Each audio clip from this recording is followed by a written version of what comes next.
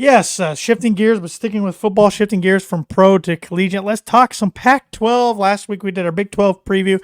This week we're doing our Pac-12. Next week, take a break as Dan the Man Month's kind enough to fill in for me next week. So Josh and Dan are going to take a break from the college football previews, but then we'll jump right back into our conference by conference preview the following week.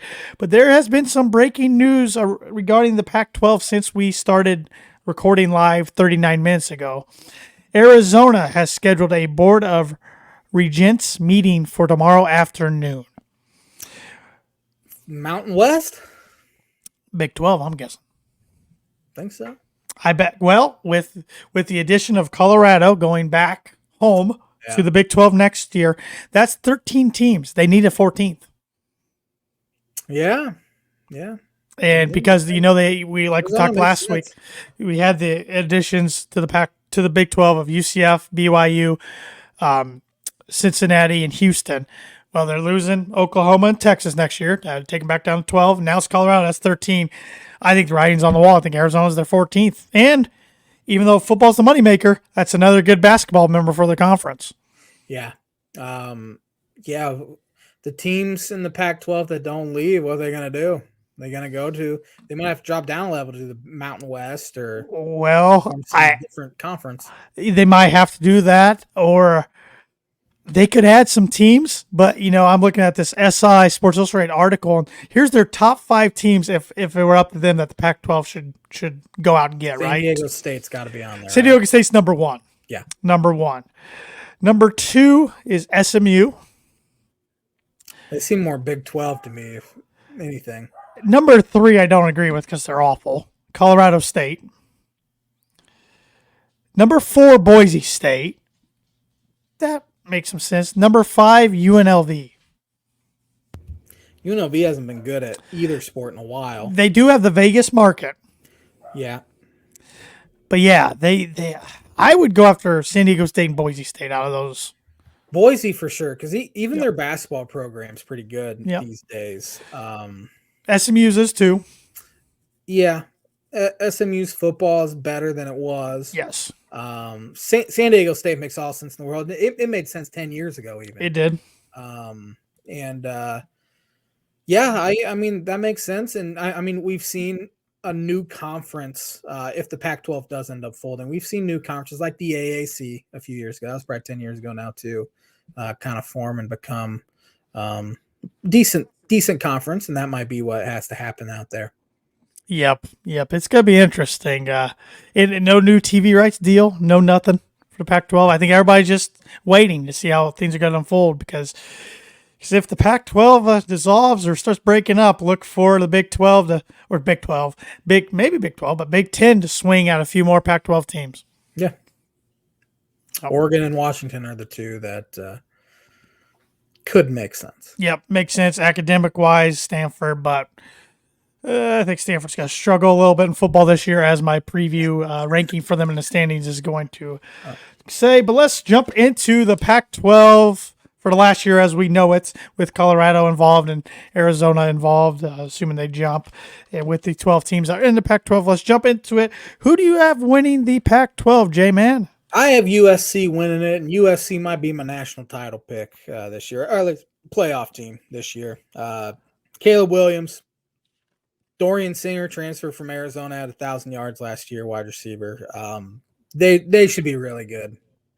They should be really good. They do have transfers on the defensive side, which they really needed an upgrade because their defense was atrocious last year, from Georgia, Texas A&M, Oklahoma State, and Arizona. But I just can't get over how bad their defense was last year. Their offense is going to be one of the best in all of college football. Tulane torched them in that Yes, bowl. they did. And I know that shouldn't matter. And really, these predictions are hard because we don't know what any team's going to look like in the world of the NIL and transfer portal anymore. But with all that said, that's why I have USC as number 2 in my Pac-12 standings. I just until I see their defense improve, I can't do it. I can't do it. Who do you have winning it? I have the Washington Huskies. I thought you might. I have Washington third. Third? Mm-hmm. Okay. I think Caleb DeBoer is a great coach. He did great things at Indiana as offensive coordinator, did great things at Fresno. Oh, Fresno, thank you. I couldn't think of it. Fresno State and a short stint there. Michael Penix Jr. is going to be a Heisman candidate right there with the defending champ Caleb Williams. They also got Odenza back and Jalen McMillan, two wide receivers that were the leading wide receivers. They do have 3 new stars on the offensive line out of 5, so that's a little worrisome. They need a better pass defense. Their pass defense was not very good last year. They do get Oregon and Utah at home, which should be a big deal because Oregon and Utah, I'm guessing we both have in the top 4. Oregon and Utah, yeah, they're in the top 4. Yeah, Penix 35 touchdowns last year. He and DeBoer are a match made in heaven because they were great together at Indiana. DeBoer leaves. Penix was horrendous. Yep. In the year that DeBoer left, and now they're back together. And he could. I mean, they have a couple Heisman candidates here in the Pac-12. Yeah, they do. Who do you have finishing runner up? I have Oregon. They added 15. I have them at 3rd. I have them at 3. They added 15 transfers this offseason. Bo Nix is one of the top Heisman candidates. He had 44 total touchdowns last season. Never a big Bo Nix guy when he was at Auburn, but going out to Oregon, he's kind of changed his game a little bit. And the running back, Bucky Irvin, is back after a 1,000-yard season last year. Yeah, Bo Nix, remember, he had that great game at Auburn early in his career against Texas, and then he just never did a whole lot, and he went to Oregon. It's like, he won't move the needle. Played great last year at Oregon, and Oregon should have been right there in the Pac-12 championship game, but they blew it late against Washington. Yeah. In a game I remember watching, which I don't watch a lot of Pac-12 because it's on so late. And ever since Christian McCaffrey, they haven't had an electrifying player that I want to watch, even though they do have the defended Heisman Trophy player in Caleb Williams, which I might have to watch more this year. But I have Oregon at 3. Dan Lanning, I think, has done a great job there. Bo Nix, like you said, leading the offense that scored 38.8 points per game last year, so one of the more high-efficient offenses in the country. They do have 4 new offensive line starters. I know in the transfer portal and in this world you're going to have a lot of that, but 4 out of 5 is always a kind of a red flag for me. They do have 7 of their 11 starters back on defense, though, which will help. They will miss Sewell and Christian Gonzalez, though, who are both taken in the NFL draft. Yeah. So we both have Utah at 4. Yes, sir. Cameron Rising's back, 32 total touchdowns. Kyle Whittingham's had fantastic success there. He's a great coach. Coach, I always think could be a great fit for bigger jobs, but he's got a good thing going in Utah. And sometimes why leave a good thing while you got it going? Cameron Rising, like you said, is returning, except he tore his ACL in the Rose Bowl. So I'm interested to see how he bounces back from that. I mean, he's had plenty of time to recover, but still, sometimes we see, especially quarterbacks, a little worry of the knees. It does seem like ACL injuries, you're coming back sooner than ever before. Yeah. And that gives them about 9 months recovery. Yeah. So they return all 3 of their running backs. Mm-hmm. So the running back room is going to be solid. Their offense should be solid. And defense should be good too. Their defense was one of the better in the Pac-12 last year. So defense will keep them in games. Their non-conference is interesting, though. They have Florida and Baylor in the non-conference. And then in conference, they have to travel to Corvallis to play Oregon State. Not an easy place to play. They travel to USC, and they travel to Washington. So it's a tough schedule. It's going to be a tough schedule on the road, but if they can get 2 of those, I think they're right in the hunt for the conference championship. Yeah. Who do you have at number 5? I have Oregon State. I have the UCLA Bruins. I have UCLA 6. I have Oregon State at 6, so we can tackle both teams. Oregon State, they won 10 games last year. They hadn't done that since the 90s. No. It's been a long time. Transfer quarterback from Clemson, that DJ Ugalele, whatever his name is. No, I think you nailed it. Who had that unbelievable game, his first career start against Notre Dame, and then did nothing. And he ends up getting benched, and so now he's out in Oregon State. And hopefully getting away from the pressure of Clemson after all those national titles, he can kind of flourish out there. I think he'll do well there. Mm-hmm. Jonathan Smith's done a great job with Oregon State since he's taken over. Yeah, they were sneaky good last year. I mean, I looked at that. I knew they won I thought they won 8 or 9 games, and I saw they're 10-3. I'm like, holy cow. Yeah. Their defense only gave up 20 points per game last year. But they do have to replace 3 of their 4 starting defensive backs this year from that defense. So, it's so interesting. We're talking about all these teams having to replace this, replace that. And a lot of them replace it with transfers. instead of young guys. So Yeah. we'll see how it works out. But Oregon State still should be solid. Should be definitely a bowl eligible team. Then UCLA, Chip Kelly had his best season as the head man at UCLA last year with 9 wins. It looks like Dante Moore is going to replace DTR there. Yeah. He is a 5-star freshman, true freshman quarterback. He was a top 5 recruit in the country. Yep. And they lost DTR and they lost their starting running back, Zach Charbonnet. However, they have a transfer running back from Ball State. Carson Steele. Chirp, Steele chirp. Had over 1,500 yards and 14 touchdowns last year. He was a stud down in Muncie, so I'm anxious to see what he does out in L.A. Where's he from? Do you know? Is he from Indiana? I am not sure. I want to say he is, which is a slap in the face to Notre Dame, Purdue, and Indiana if he is. But, hey, that happens sometimes.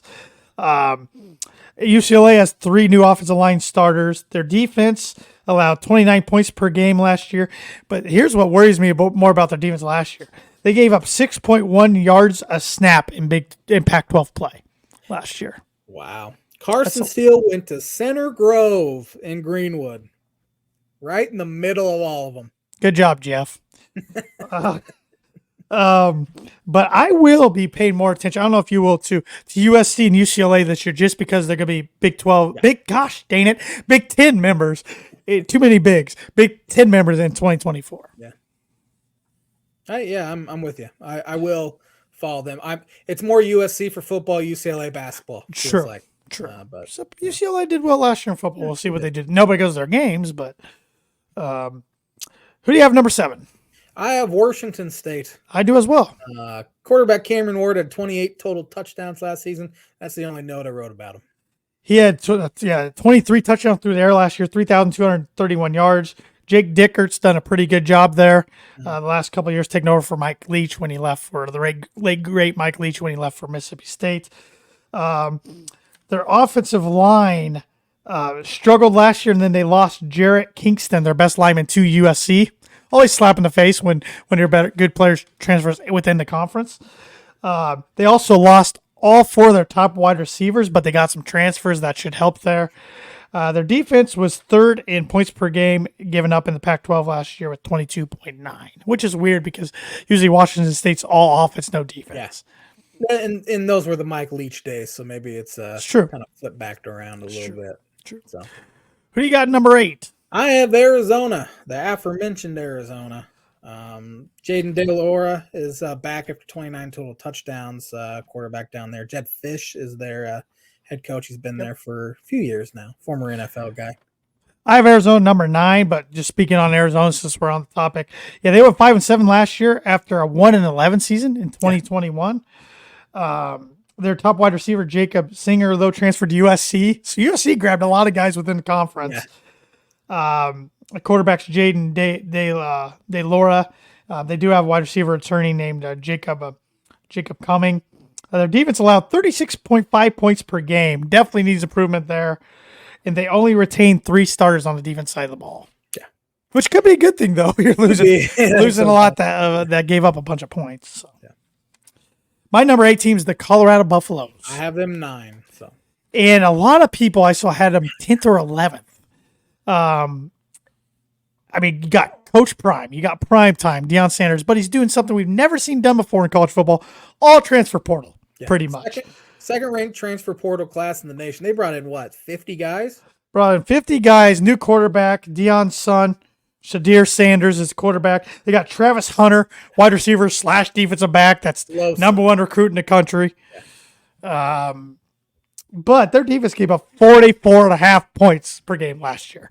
But don't worry, I don't think they have any defensive starters returning because Deion got rid of the whole team. So he went in there and dropped a nuke on everyone and just get out. Yep. But I will say, Colorado hadn't done anything off the field, but they are relevant in college football terms because they're being talked about again. Something they haven't been talked about in like a decade. So yeah, it's a weird fit in my opinion. Very weird. Very weird. Colorado. I thought he'd end up somewhere bigger than there. Yep, me too. Who do you got number 10? I have Cal. I have Cal as well. I didn't write notes for the final 3 teams because I wrote some, so I don't think they'll be very good. I think our final 3 are the same, but Justin Wilcox is the coach of Cal. They have 10 starters back, which is quite a few. Jackson Sermon is listed as a preseason All-American. He's a linebacker. But their defense gave up 27 points per game last year and 6.1 yards per play, so kind of similar to what UCLA gave up. Sam Jackson, the fifth TCU quarterback transfer, will be their starting quarterback. He was at one time committed to the Purdue Boilermakers before decommitting and committing to TCU. Their O-line last year gave up 31 sacks. Yikes. So they better improve there or Sam Jackson's going to be running for his life. Number 11, I have the Arizona State Sun Devils. I do too. They're coached by Kenny Dillingham. He's 33 years old, Josh. Just a few years older than us. He's replacing Herm Edwards. Arizona State went 3-9 last year. Notre Dame transfer Drew Payne looks to be their starting quarterback. But behind protecting Drew Payne will be 4 new offensive line starters, and their defense last year allowed 31.4 points per game. Not a lot of defense was played in the Pac-12 last year. And then last, we both have the Stanford Cardinal. Troy Taylor's taking over for David Shaw there. Those are some big shoes to fill. Only 6 returning starters for the Cardinal. Defense allowed 36.3 points per game and 224.4 rushing yards on the ground per game. Their running back E.J. Smith should be their stud player. I didn't even write down who their quarterback's going to be.